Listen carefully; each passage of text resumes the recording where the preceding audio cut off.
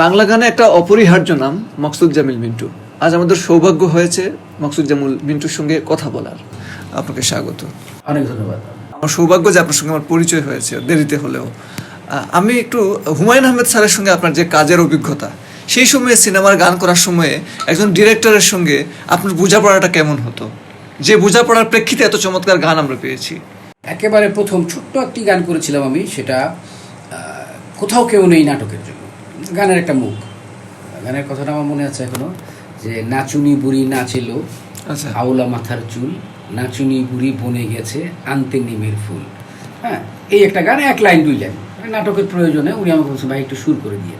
তো আমি এটা সুর করেছিলাম, একটা ফার্স্ট স্টার্টিং প্রথম হুমায়ুন আহমেদের সাথে। এবং পরবর্তীতে যখন কাজ করি, প্রথম পূর্ণাঙ্গ গান হলো একটা ছিল সোনার। আচ্ছা, পূর্ণাঙ্গ গান সুবীর নন্দীর গাওয়া ছিল ওই গানের সুর এবং সঙ্গীত আপনার। হ্যাঁ, এটা প্রথম পূর্ণাঙ্গ গান ছিল। এবং মজার ব্যাপার যে এই গানটা আমি সুর করেছি স্টুডিওতে বসে।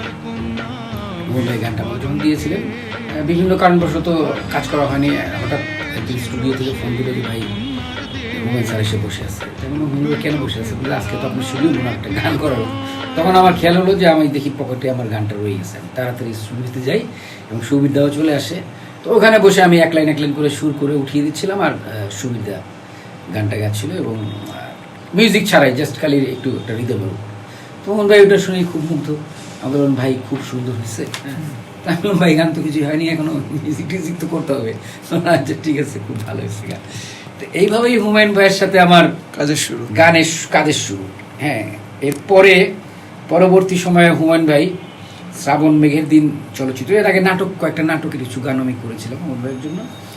তো শ্রাবণ মেঘের দিন চলচ্চিত্র কাজ যখন আমি শুরু করি হুমায়ুন ভাইয়ের সাথে, তখন হুমায়ুন ভাই আমাকে প্রথম গান দিয়েছিলেন ও গো ভাবি যান নাও বাবা মধ্যলোকের গান। তো ওইটা উনি সুরটা শুনেন না, স্টুডিওতে এসে আমি ট্র্যাক করে রেখেছিলাম। বাড়ি সিদ্দিকে যখন গায়, আমি গানটা উঠিয়ে দিলাম, সে গাইল। তখনই হুমায়ুন ভাই বসে এবং উনি খুব বললেন যে আমি আপনাকে যে বুঝাইতে পারছি যে আমি কী চাই। হ্যাঁ, উনি আমাকে বলছিলেন যে একটা নৌকা বাইচের গান হবে, গ্রামের সহজ মানুষের গান হবে, সহজ সুর হবে, যেন সহজে মানুষ নিতে পারে। তো আমি যতদূর আমার ধারণা যে উনি স্যাটিসফাইড ছিলেন এবং আমি ওনার চাহিদাটা পূরণ করতে পেরেছিলাম। তো এইভাবেই আমার হুমায়ুন ভাইয়ের সাথে কাজের শুরু। এবং পরবর্তীতে হুমায়ুন ভাই কখনোই আমাকে গান পাঠিয়ে সুরটা শুনতে চান, কখনোই না। একটা বিশ্বাস তৈরি হয়ে বিরাট একটা বিশ্বাস তৈরি হয়েছিল, কখনোই না, আজ পর্যন্ত না। একটি খালি ঘটনা আছে, সেটা উনি চন্দ্রকথা চলচ্চিত্রের সময় উনি কিভাবে গান সুর করি সেটা দেখতে চেয়েছিলেন। সুরটা কি সেটা মুখ্য বিষয় ছিল না, আমি কিভাবে গান সুর করি সেটা ওনার দেখার খুব ইচ্ছা ছিল। এবং সেই জন্য উনি আমাকে বলেছিলেন যে ভাই একটু একদিন আমার সামনে একটা গান যদি সুর করতেন তাহলে একটু দেখতাম যে আসলে সুরটা কিভাবে হয়। তো উনি ওনার বাড়িতে প্রায় 70-80 জন লোককে দাওয়াত করেছিলেন, বিরাট খাওয়া দাওয়ার আয়োজন ছিল, গান সুর কিভাবে হয় এটা দেখার জন্য রীতিমতো আয়োজন করে। তো সেখানে আমি একটি গান সুর করেছিলাম, সেটা ও আমার উড়াল পঙ্খী। কিন্তু আমি যেই সুরটা করেছিলাম ওনার বাসায় বসে, সেই সুরটা গানটা আমি রেকর্ডিং করিনি। আচ্ছা, হ্যাঁ, পরে যেই সুরটা আমি এখন মানুষের মুখোমুখি ফিরে, এটা আমি পরে করেছি। ওনার বাসায় আমি একটা সুর ওনাকে শুনিয়েছিলাম, সবাই খুব পছন্দ করেছিল। এবং আমি যখন বের হয়ে আসি তখন হুমায়ুন ভাই আমাকে বলছিলেন যে ভাই সুরটা কি মনে আছে? তা আমি বলছি না ভাই, ভুলে গেছি। তখন হুমায়ুন ভাই আমাকে বললেন আচ্ছা ঠিক আছে, ভালোই হয়েছে, সুরটা একটু বেশি জমজমাট হয়ে গেছে, একটু পরে যেটা করবেন একটু বেদনার ছোঁয়া রাখেন। আমার যদিও আসরের গান, তো আমি পরবর্তীতে পরে যে সুরটায় গানটা বিখ্যাত, আমি সেই সুরটা পরবর্তীতে। এবং শেষ চলচ্চিত্রে যে হুমায়ুন ভাইয়ের সাথে আমি কাজ করেছি, ঘেটুপুত্র কমলা, সেটাও কিন্তু খুব ইন্টারেস্টিং। 4টা গান আমাকে উনি করতে পাঠিয়েছিলেন সংগ্রহ, যেগুলো আমি জাস্ট মিউজিক কম্পোজিশন করেছিলাম। এই সময় উনি আমাকে হঠাৎ এক লাইন একটা গান লিখে পাঠাইলেন, বললেন যে এক লাইনে আমি রেকর্ডিং করবো, ফুল ইনস্ট্রুমেন্ট, এটা ওরা রিহার্সেল করতেছে। তো এটা অসাধারণ সুন্দর কথা। আমি চিন্তা করলাম হুমায়ুন ভাই ঘোষণা দিয়েছেন ওনার শেষ ছবি, তো শেষ ছবিতে একটা মৌলিক গান এক লাইন হবে, আমার কেমন জানি আমি মানসিকভাবে মেনে নিতে পারছিলাম না। তা আমি তো হুমায়ুন ভাইয়ের অ্যাসিস্ট্যান্ট জুয়েলকে বললাম যে দেখো জুয়েল, এক লাইন করলেও যা খরচ হবে পুরোটা খুললেও তো তাই খরচ হবে। তো হুমায়ুন ভাইয়ের অ্যাসিস্ট্যান্টরা আবার কিন্তু হুমায়ুন ভাইয়ের থেকে 1 ডিগ্রি উপরে থাকে সবসময়। জুয়েল আমাকে গম্ভীরভাবে বললো যে পুরা টাকাই দেওয়া হবে, গান স্যার বলছে 1 লাইনই করতে হবে। তা আমি চিন্তা করলে তো মুশকিল হলো। আমি প্রথম এই গানটা হাতে নেওয়া মাত্রই একটা সুর আমার মাথায় কিন্তু চলে এসেছিল। আমি জাস্ট একটা রিদম প্যাটার্ন করে আমি খালি গলায় গানটা গেয়ে একটা সিডিতে আমি ওকে দিয়ে দিলাম, বললাম যে তুমি এক কাজ করো, হুমায়ুন ভাইকে গানটা একটু শোনাও। তো সে দুপুরবেলা এসেছিল, চলে গেল। সন্ধ্যাবেলায় হুমায়ুন ভাই আমাকে ফোন করলো। ফোন করে প্রথম কথা ছিল, ভাই আপনার গলা তো খুবই জঘন্য, কিন্তু তারপরেও গানটা তো ভালো লাগতেছে, আমার মনে হয় ভালো সিঙ্গার গাইলে খুব সুন্দর হবে। আচ্ছা আপনি 2 দিন অপেক্ষা করেন, আমি পুরো গানটা লিখে দিই। এই হুমায়ুন ভাই পুরো গানটা লিখে পাঠালে, গানটা আমি করলাম। গানটা ছিল বাজে বংশী রাজবংশী আছে। অনেক বিখ্যাত। হুমায়ুন ভাইয়ের জন্য আমার চলচ্চিত্রের শেষ গান। এই গানটাও জনপ্রিয় হয়েছিল। ঘেটুপুত্র ঘেটুপুত্র। একটা দীর্ঘ বিরতির পর আপনি আবার কাজ শুরু করলেন। আমরা যেটুকু জানি যে গান কুমারী সিনেমাতে, যে সিনেমার পরিচালক ফজলুল কবির তুহিন, এবং ফজলুল কবির তুহিনের সঙ্গে আপনার পূর্ব পরিচয় ছিল, এবং এই সিনেমাতে উনি ওনার সবগুলো গান, সুর এবং সঙ্গীতের এবং ব্যাকগ্রাউন্ড মিউজিকের দায়িত্বটা আপনাকে দিয়েছেন।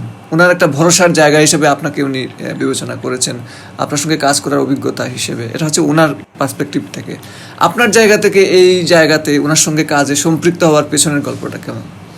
লিরিক একটা ব্যাপার, মানসিকতার একটা ব্যাপার থাকে, সিঙ্ক না হওয়াটা। সিঙ্ক না ওঠা। এখন চলচ্চিত্রের একটি গান করব, পরিচালক যদি গান না বোঝেন, দেখা গেল যে আমার একটা সুন্দর সুর পরিচালকের নানা রকম হস্তক্ষেপের কারণে নষ্ট হয়ে যাচ্ছে, এটা বড় ব্যাপার। কিন্তু যেমন আমি হুমায়ুন আহমেদের সাথে কাজ করেছি, আমি আব্দুল্লাহ আল মামুনের 2টি চলচ্চিত্র করেছি।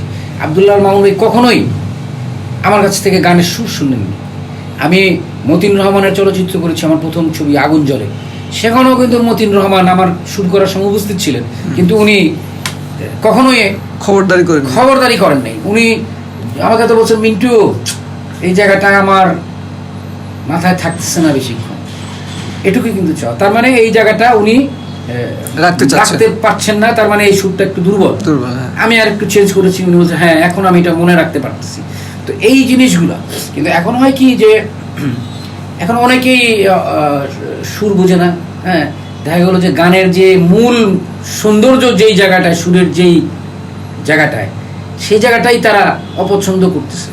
তো এইসব কারণে আমি খুব একটা সুর করি না। আসলে তুহিন আমার দীর্ঘদিনের পরিচিত, এবং এখানেও হুমায়ুন আহমেদের কথা আসে।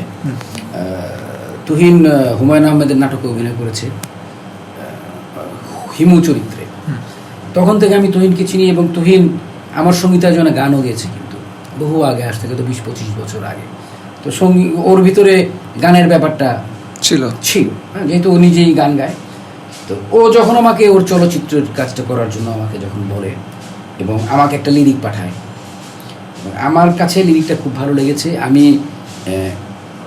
এই হুমায়ুন আহমেদের লিরিকের কিছু টাচ আমি ওই লিরিকগুলোতে আমি পেয়েছি। তখন আমি তুহিনের চলচ্চিত্রটা কাজ করার ব্যাপারে আগ্রহী, এবং তুহিন সব রকম সাপোর্ট কিন্তু আমাকে দিয়েছে, লজিস্টিক যা সাপোর্ট লাগে, ফিনান্সিয়াল যা সাপোর্ট লাগে, যা করার জন্য। আমি তুহিনকে বলেছি যে আমি অ্যাকোস্টিক বাদ্যযন্ত্র নিয়ে যেভাবে আমি গান করতাম সেভাবেই গান করব, কাজের পূর্ণাঙ্গ স্বাধীনতা।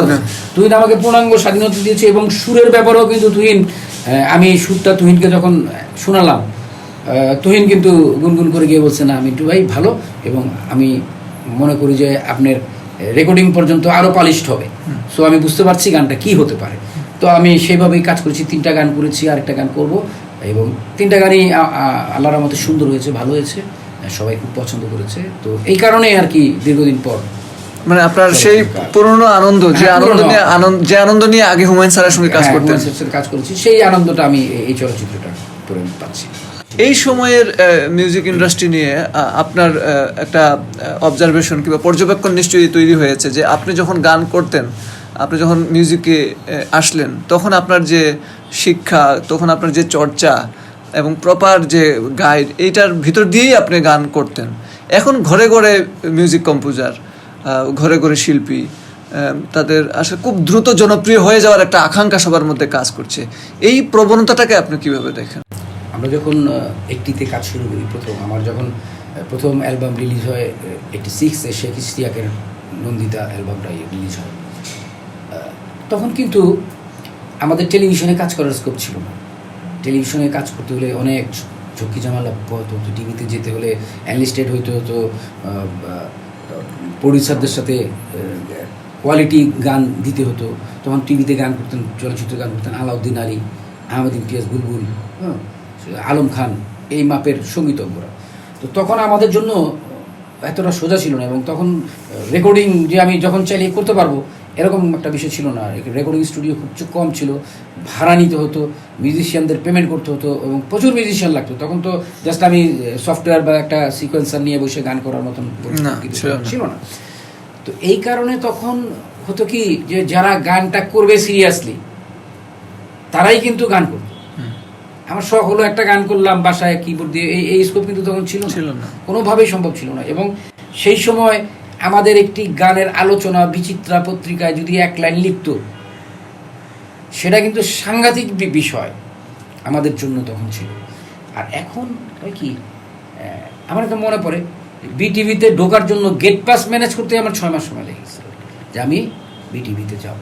আর এখন হয় কি, 24টা-25টা চ্যানেল, হ্যাঁ, যে কেউ যখন তখন যে কোনো একটা চ্যানেলে গান গাইতে পারে। হ্যাঁ, তো এখন হয় কি, তারা একটা গান গাইলি রাস্তাঘাটে বেরোলে মানুষ চেনে যে আপনাকে কালকে টিভিতে দেখছি। তো এখন ওনার কোন গানটা কি গান, হ্যাঁ, এটা কিন্তু বিষয় না, তার চেহারাটা বিষয় হলো যে আপনাকে টেলিভিশনে দেখা গেছে। তা আমাদের সাধারণ মানুষের কাছে কিন্তু টেলিভিশনে দেখতে পারা মানে একটা সাংঘাতিক ব্যাপার, যেহেতু সাধারণ মানুষ তার টেলিভিশনে যাওয়ার স্কোপ নাই। তো টেলিভিশনে দেখা মানে তাদের কাছে একটা সাংঘাতিক বিষয়, সে কি গাচ্ছে কি, এটা কিন্তু মূল বিষয় না। এই যে জনপ্রিয়তা, রাস্তাঘাটে যখন মানুষ চেনে, বিভিন্ন অনুষ্ঠানে যেমন চেনে, ভাই আপনাকে দেখলাম কালকে টেলিভিশনে, এটাই কিন্তু অনেক বড় প্রাপ্তি। আমাদের এই প্রাপ্তি পেতে অনেক সময় লেগেছিল। যেমন রুনা লায়লা বলেন, সাবিনা ইয়াসমিন বলেন, হ্যাঁ, এদের কিন্তু এই গান কিন্তু মানুষ চলচ্চিত্রে শুনেছে, রেডিওতে শুনেছে, তাদের গানের জন্য তারা কিন্তু জনপ্রিয় হয়েছেন, তাই না? তাদের কিন্তু পত্রপত্রিকা লিখতে হয়নি, তার সে সময় টেলিভিশন চ্যানেল ছিল একটা, হয়তো সাবিনা পার একটি একক অনুষ্ঠান টেলিভিশনে হয়েছে, ওই গানগুলো মানুষের মুখে মুখে ফিরেছে। ওই গানটি দিয়ে কিন্তু উনি সাবিনা ইয়াসমিন, ওনাকে টেলিভিশনে দেখলাম, আমি অনেককে দেখেছি যে নামও জানে না, আপনাকে তো ভাই টেলিভিশনে দেখি। এই যে প্রাপ্তিটা ওরা খুব সহজে পেয়ে যায়, এখন এটা খুব ভঙ্গুর প্রাপ্তি না, এবং ভঙ্গুর প্রাপ্তি, সেটা বোঝার ব্যাপার তো আছে যে প্রাপ্তিটা ভঙ্গুর। এই যে খুব সহজে যে পেয়ে যাচ্ছে, তখন কিন্তু হয় কি, যে আমার আর চাওয়ার কিছু নাই, আমি তো পেয়ে গেছি। তো সুতরাং আমি যেহেতু পেয়ে গেছি, আমি আর চেষ্টা করবো, চাওয়ার তৃষ্ণাটা মরে যায়। আমাদের সময় কি, আমরা অ্যালবামের গান করেছি, আমাদের গান তখন শেখ ইশতিয়াকের গান, বেবি নাজদিনের গান, বাড়িতে বাড়িতে, রাস্তাঘাটে, বাজারে, পিকনিকে, আমি রাস্তায় বেরোলে সারাদিন আমার সুর করা গানই শুনতাম। এটা বিরাট প্রাপ্তি। কিন্তু আমাকে কিন্তু কেউ চেনে না, কেউ জানে না, হ্যাঁ, কেউ চিনতো না, আপনার কাজকে চেনে, আমার কাজকে চিনতো। তারপর আমাদেরকে বিটিভিতে ঢোকার জন্য তখন মনে চাওয়া যে টেলিভিশনে গান করব, তারপর টেলিভিশনে কাজ, তখন চলচ্চিত্র কাজ করবো, এটা তো চিন্তাই করা যায় না। আমি তখন 81 থেকে আমি চলচ্চিত্রের গান নিয়মিত বাজাই, কিবোর্ড বাজাই, বেস গিটার বাজাই, কিন্তু চলচ্চিত্রের গান করব চিন্তাই করতে পারিনি। কারণ চলচ্চিত্রের গান করে আলাউদ্দিন আলী, আহমেদ ইমতিয়াজ বুলবুল, আলম খান, তখনও সত্য সাহা, সুবল দাস, তারা কাজ করতেছেন, খন্দকার নুরুল আলম।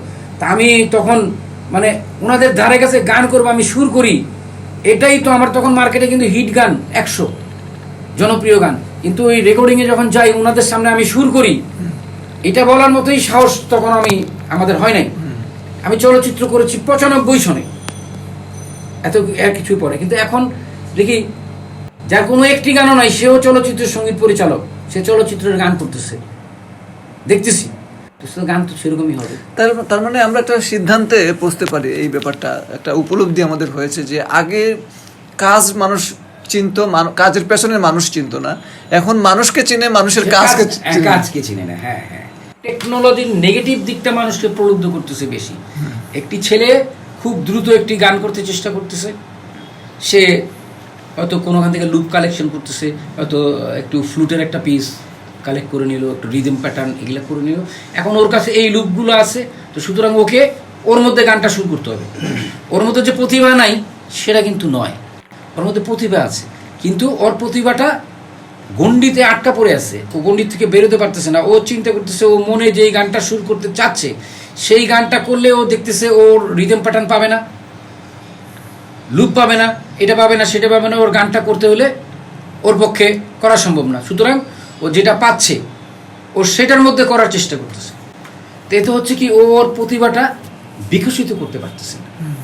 অনেকেই ভালো কাজ করে, যেমন হয় কি অনেক ছেলেপেলে টেকনিক্যালি খুব সাউন্ড কিন্তু ভালো সুর করতে পারে না, খুব ভালো অ্যারেঞ্জমেন্ট করে। আর অনেক ছেলেপেলে আছে যারা খুব ভালো সুর করে কিন্তু টেকনিক্যালি সাউন্ড না। তাতে হচ্ছে কি সাউন্ডের দুর্বলতার কারণে ওর গানটা কিন্তু হাইলাইটেড হচ্ছে না। আর যে ছেলে টেকনিক্যালি সাউন্ড কিন্তু সুরকার হিসেবে দুর্বল, সে তার সাউন্ড দিয়ে কিন্তু তার গানটা হয়তো 2 দিন 3 দিন 5 দিন মানুষের মনে চলে যাচ্ছে।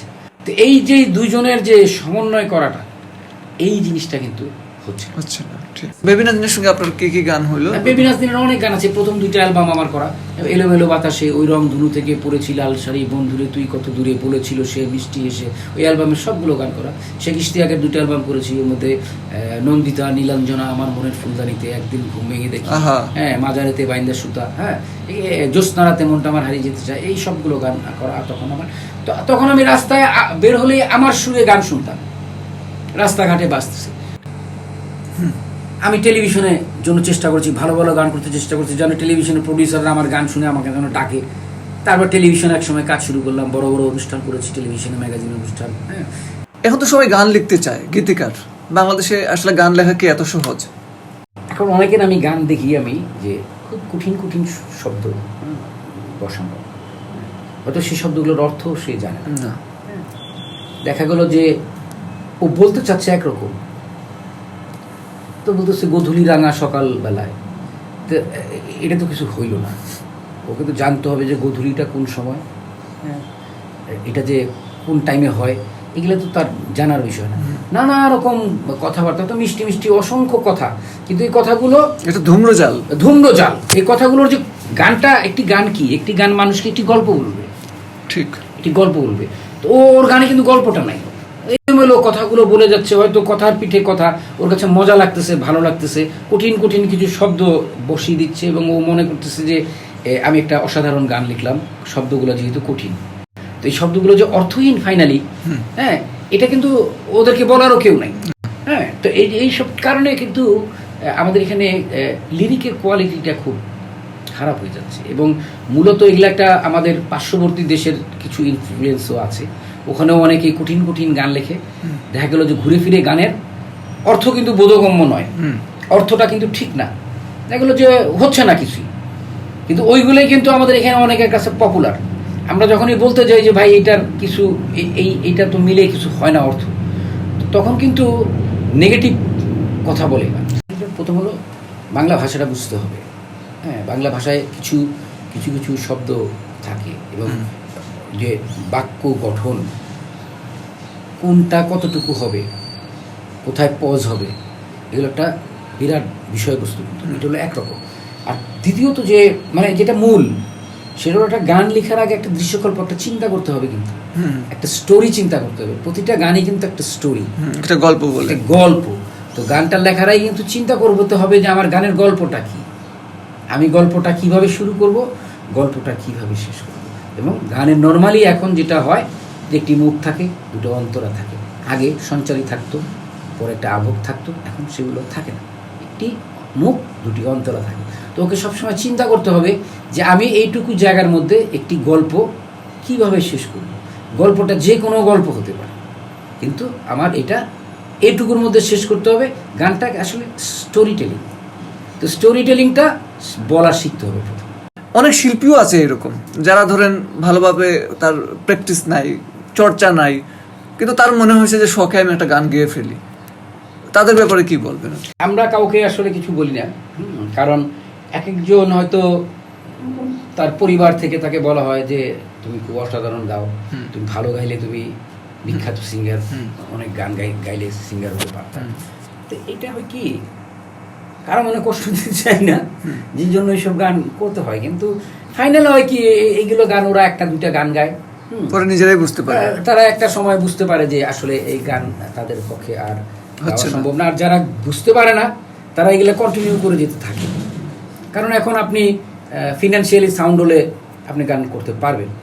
এখন স্টুডিও পাওয়া যায় প্রচুর প্রচুর, ছেলে পেলে আছে যারা যাই হোক গান একটা তৈরি করে দিতে পারে, কিছু মিউজিক টিউজিক থাকলো, গান হলো রেকর্ডিং একটা উইথ মিউজিক সামথিং, তো এটা হয়। কিন্তু আসলে ঘুরে ফিরে হয় কি জানেন, ভালো কাজটাই থাকে। নাহলে আমার 35 বছর আগের গান এখনো কেন মানুষ গায়, এবং ঘুরে ফিরে আমি দেখতেছি যে এই যে রিয়েলিটি শোগুলো হচ্ছে, এই রিয়েলিটি শোগুলোতে কেউই কিন্তু সমসাময়িক কোনো শিল্পীর গান গায় না।